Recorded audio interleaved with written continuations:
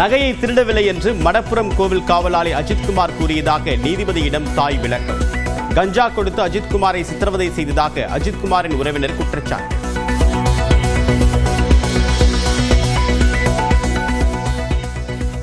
அஜித்குமாரின் உடலில் சிகரெட்டால் சூடு வைத்து சித்திரவதை என்று உடற்கூறாய்வில் தகவல். 50 இடங்களில் காயங்கள் இருந்ததாகவும் இதயம் மூளையில் இரத்த கசிவு இருந்ததாகவும் அதிர்ச்சி ரிப்போர்ட்.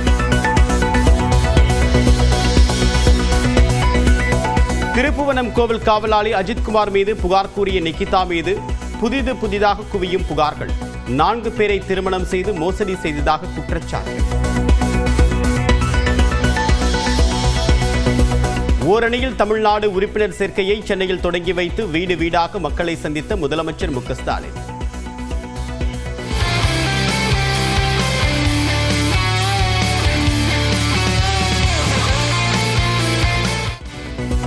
வீடியோ கால் மூலமும் பொதுமக்களிடம் உற்சாகமாக உரையாடினார். பொறுமையா பண்ணுங்க. வீட்டுல காஃபி எல்லாம் கொடுக்குறாங்க, உங்களுக்கு காஃபி எல்லாம் கிடைக்குதா? சாப்பிட கொடுக்குறாங்களா? தெரிஞ்ச நானே வந்திருப்பேன்.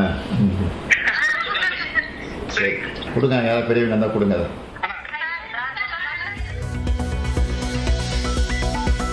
முதல்வர் திறந்து வைத்த ஒரே வாரத்தில் வேலூர் சிறப்பு பன்னோக்கு மருத்துவமனை மூடப்பட்டதாக அதிமுக பொதுச் செயலாளர் எடப்பாடி பழனிசாமி புகார். மருத்துவமனையை உடனடியாக திறக்க கோரி வரக்கூடிய 8ஆம் தேதி வேலூரில் அதிமுக ஆர்ப்பாட்டம் நடத்தும் என்றும் அறிவிப்பு. சென்னை பனையூரில் இன்று நடைபெறுகிறது தமிழக வெற்றிக் கழகத்தின் செயற்குழு கூட்டம். மக்கள் சந்திப்பு பயணம் குறித்து நிர்வாகிகளுடன் ஆலோசிக்கிறார் விஜய். போதைப் பொருள் பயன்படுத்திய வழக்கில் கைதான நடிகர்கள் ஸ்ரீகாந்த் மற்றும் கிருஷ்ணாவின் ஜாமீன் மனுக்கள் தள்ளுபடி. சென்னை சிறப்பு நீதிமன்ற நீதிபதி உத்தரவு.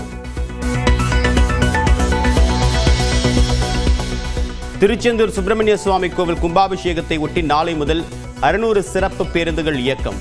சென்னை செங்கோட்டை இடையே நாளை மறுதினம் சிறப்பு ரயில் இயக்கப்படும் என்றும் அறிவிப்பு. கோவை நீலகிரி மாவட்டங்களில் இன்றும் நாளையும் கனமழைக்கு வாய்ப்பு. வானிலை ஆய்வு மையம் கணிப்பு. திருவள்ளூர் மாவட்டம் மீஞ்சூரில் மின்சாரம் துண்டிக்கப்பட்ட போது அலுவலகத்தில் தூங்கிக் கொண்டிருந்த ஊழியர்கள் தொலைபேசி அழைப்புகளுக்கு பதில் அளிக்கவில்லை என குற்றச்சாட்டு. அண்ணா அண்ணா நோ நோ.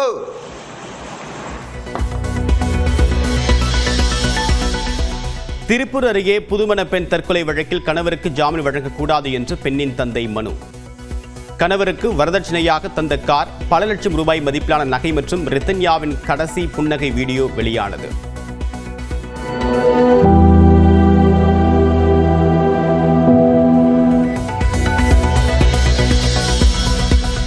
ஓசூர் அருகே 13 வயது சிறுவனை காரில் கடத்தி கொலை.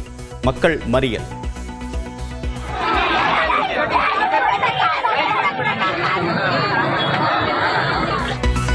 முறைகேடான உறவை பார்த்ததால் கொலையா என்று 2 இளைஞர்களிடம் போலீசார் விசாரணை. ஜார்க்கண்டில் நின்று கொண்டிருந்த ரயில் மீது மோதிய மற்றொரு சரக்கு ரயில். பெட்டிகள் தடம் புரண்ட பதற வைக்கும் வீடியோ.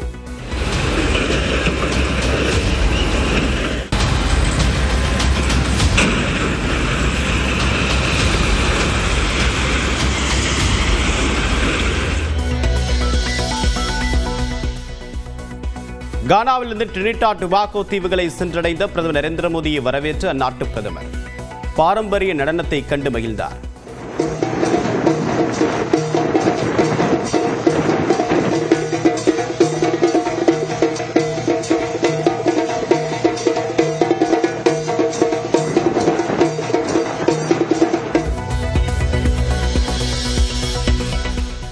அமெரிக்க அதிபர் டொனால்ட் ட்ரம்ப் கொண்டு வந்த செலவின மற்றும் வரி குறைப்பு மசோதா பிரதிநிதிகள் சபையிலும் வெற்றிகரமாக நிறைவேறியது. நாடாளுமன்றத்தில் சர்ச்சைக்குரிய மசோதா நிறைவேறியதால் ஓங்கியது ட்ரம்பின் கை. ஈரான் தலைநகர் தெஹ்ரானில் இஸ்ரேல் குண்டுவீசி நடத்திய தாக்குதலின் அதிர்வைக்கும் வீடியோ. சாலையில் இருந்த கார்கள் அந்தரத்தில் பறக்கக்கூடிய காட்சி வெளியாகி அதிர்ச்சி.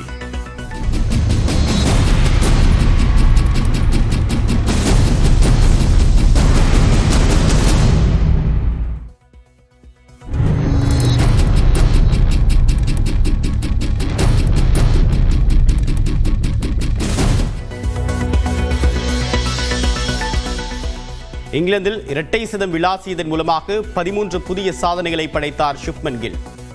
இந்திய அணி முதல் இன்னிங்ஸில் 587 ரன்கள் குவிப்பு, 77 ரன்களுக்கு 3 விக்கெட்டுகளை இழந்து இங்கிலாந்து தத்தளிப்பு. மடப்புரம் கோவில் காவலாளி அஜித்குமார் கொலை வழக்கு தொடர்பாக மாவட்ட நீதிபதி 2வது நாளாக 13 மணி நேரத்திற்கு மேலாக விசாரணை மேற்கொண்டார்.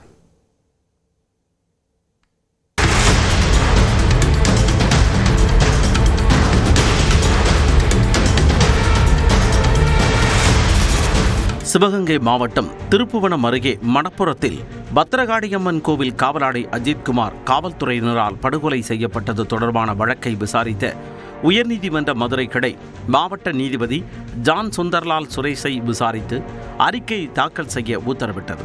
அதன்படி நீதிபதி ஜான் சுந்தர்லால் சுரேஷ் நேற்று முன்தினம் திருப்புவனத்திற்கு சென்று விசாரணையை தொடங்கினார். அஜித்குமாரை தனிப்படை காவலர்கள் தாக்கியதை வீடியோ எடுத்த கோவில் பணியாளர் சக்தீஸ்வரன் உள்ளிட்ட பலரிடம் 12 மணி நேரத்திற்கு மேலாக விசாரணை நடத்தினார். தொடர்ந்து 2வது நாளாக நேற்று நீதிபதி ஜான் சுந்தர்லால் சுரேஷ் நீதி விசாரணை நடத்தினார். அதில் சக்தீஸ்வரன், கோவில் அறநிலையத்துறை அலுவலர் பெரியசாமி, கோயில் அலுவலர்களான பிரபு, கார்த்திக் ராஜா, மடப்புரம் கோயில் உதவி ஆணையர் அலுவலகத்தில் ஓட்டுநராக பணியாற்றும் கார்த்திக் வேல் ஆகியோரிடம் நீதிபதி விசாரித்தார். பின்னர் பேசிய சக்தீஸ்வரன், அஜித்குமாரை தானே அடித்து காவல்துறையிடம் ஒப்படைத்ததாக பலர் பொய் செய்தி பரப்புவதாக குற்றம் சாட்டினார். அதன் பின்னர் அஜித்குமாரின் தாயார் மாலதியிடம் நீதிபதி 2.5 மணி நேரம் விசாரித்தார். நகையை எடுத்திருந்தால் கொடுத்து விடு என்றபோது தான் எடுக்கவில்லை என்று அஜித்குமார் கூறியதாக மாலதி தெரிவித்தார். கொடுத்துருந்தியா அப்படின்னு, நான் எடுக்கலமா அப்படின்னு சொன்னேன். அப்புறம் ஒரு சார் வந்து நீ வெளியில் போங்க அப்படின்னு சொல்லிட்டார். நான் வெளியில் போனோம், நாங்கள் 2 பேரும் வந்துட்டோம். நானே பையன் வந்து வந்துட்டோம். அப்புறம் தெரிஞ்ச தம்பி ஒன்று நின்றாப்புல, சார் என்னென்ன இப்படி சொல்லியிருக்காங்களே, இல்லைம்மா விசாரிக்கதான் கூட்டிகிட்டு வந்திருக்காங்க, விசாரிச்சு விட்டுருவாங்கம்மா, நீங்கள் வீட்டுக்கு போகணும்னா நான் வீட்டுக்கு போகணும் வந்துட்டேன். அஜித்குமார் மரணம் தொடர்பாக அவரது சகோதரர் நவீனிடமும் நீதிபதி ஜான் சுந்தர்லால் சுமார் 5 மணி நேரம் விசாரணை நடத்தினார். தன்னிடம் எழுத்துப்பூர்வமாக நீதிபதி வாக்குமூலம் வாங்கியதாகவும் நவீன் கூறினார். என்ன நடந்துச்சோ அதை எந்த ஒளிவு மறைவு இல்லாமல் சொல்ல சொன்னார். எல்லாமே சொன்னோம். என்ன ஒன்று விடாம கேட்ட டைமிங்கு, டேட்டு எல்லாமே கேட்டார். டீட்டெயிலாக இது வரைக்கும் உங்கள்கிட்ட என்ன நான் சொன்னனோ அதை ஃபுல்லாக ஒன்று விடாமல் எழுதி கொடுத்துருக்கேன். இரவு 8 மணிக்கு மேலாக அஜித்குமாரின் சித்தி ரம்யா, பத்திரகாளியம்மன் கோவில் அருகே கடை வைத்து நடத்தக்கூடிய கீர்த்தி என்ற பெண்ணிடமும் விசாரணை நடத்திய நீதிபதி ஏடிஎஸ்பி சுகுமாரன், திருப்புவனம் காவல் ஆய்வாளர் ரமேஷ்குமார் ஆகியோரிடமும் விசாரித்தார். அப்போது பத்திரகாளியம்மன் கோவில் மற்றும் திருப்புவனம் காவல் நிலையத்தில் உள்ள சிசிடிவி கேமராக்கள் பதிவு உள்ளிட்ட பல்வேறு ஆதாரங்கள் நீதிபதியிடம் ஒப்படைக்கப்பட்டன. நேற்று காலை 8:30 மணி அளவில் விசாரணையை தொடங்கிய நீதிபதி இரவு 10:05 மணி அளவில் விசாரணையை நிறைவு செய்தார். அஜித்குமார் கொலை வழக்கு தொடர்பாக காவல்துறை அதிகாரிகள் மற்றும் பல்வேறு நபர்களிடமும் இன்று விசாரணை நடத்த வாய்ப்புள்ளது. இந்நிலையில் அஜித்குமாருக்கு தனிப்படை காவலர்கள் கஞ்சா கொடுத்து சித்திரவதை செய்ததாக அஜித்குமாரின் உறவினர் என கூறப்படும் மனோஜ் பாபு குற்றம் சாட்டினார். போலீஸே கொடுத்துருக்காங்க, அவரை குடிக்க வச்சிருக்காங்க. குடிக்க வச்சு தான் அவனை டார்ச்சர் பண்ணியிருக்காங்க. இது வழி தெரியாமல் இருக்கிறதுக்காக இதை கொடுத்தாங்களா என்னன்னு தெரில. இது போக ஒரு போலீஸாரே என்னோட ட்ரீட்மெண்ட்டே தனியாக இருக்கும். இதுக்கு கஞ்சா எடுத்துருவாங்கன்னு ஒரு போலீஸாரே சொல்றாரு.